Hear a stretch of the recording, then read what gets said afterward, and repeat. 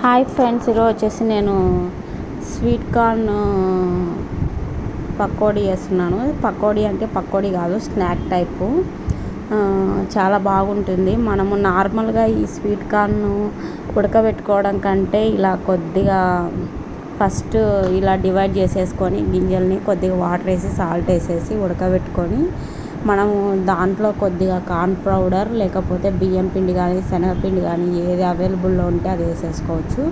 వేసుకున్న తర్వాత దీనిలోకి ఫస్ట్లోనే మనం సాల్ట్ కొద్దిగా యాడ్ చేస్తాం కాబట్టి మళ్ళీ చూసుకొని సాల్ట్ వేసుకోవాలి.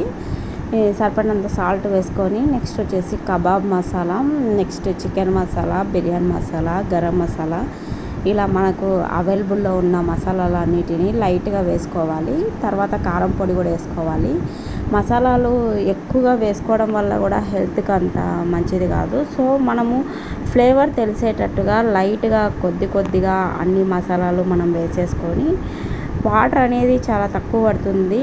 సో ఎందుకంటే మనము ఫస్ట్ బాయిల్ చేసినప్పుడే వాటరిష్గా ఉంటాయి. సో మనం వాటర్ అనేది కొద్దిగా లైట్గా వేయనట్టుగా వాటర్ వేసేసి మనము గట్టిగా కలుపుకుంటే, ఎంత గట్టిగా కలుపుకుంటే అంత క్రిస్పీగా అంత కరకరలాడే విధంగా వస్తాయి. మనము దీనిలో అప్పటికప్పుడు ఫ్రెష్గా తయారు చేసి పెట్టుకున్న అల్లం వెల్లుల్లి పేస్ట్ కూడా వేసుకొని బాగా మనం మిక్సీ వేసేసుకొని ఒక హాఫ్ అన్ అవర్ మనం మ్యాగ్నేట్ చేసుకొని తర్వాత ఆయిల్లో వేసుకొని మనం వేయించుకొని సర్వ్ చేసుకుంటే చాలా బాగుంటుంది. చాలా క్రిస్పీగా ఉంటుంది. మనం పిల్లలకి స్కూల్ నుంచి వచ్చిన తర్వాత ఈవినింగ్ స్నాక్స్ కింద దీన్ని పెట్టచ్చు.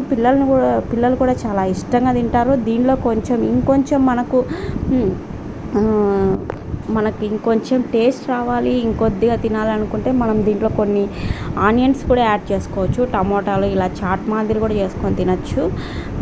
ఇంకా మార్నింగ్ మనము ఎక్కడికన్నా మనము బయటికి జర్నీస్ చేసినప్పుడు కూడా మనం ఏదైనా స్నాక్ తీసుకోవాలి అన్నప్పుడు ఇలా స్నాక్ మాదిరి కూడా చేసుకొని తినచ్చు. ఇవే కాకుండా మనము పొటాటోస్ కూడా ఏవైనా సరే ఇలా చేసుకోవచ్చు. ఈ వీడియో కనుక మీకు నచ్చినట్లయితే లైక్ చేయండి, షేర్ చేయండి, సబ్స్క్రైబ్ చేయండి.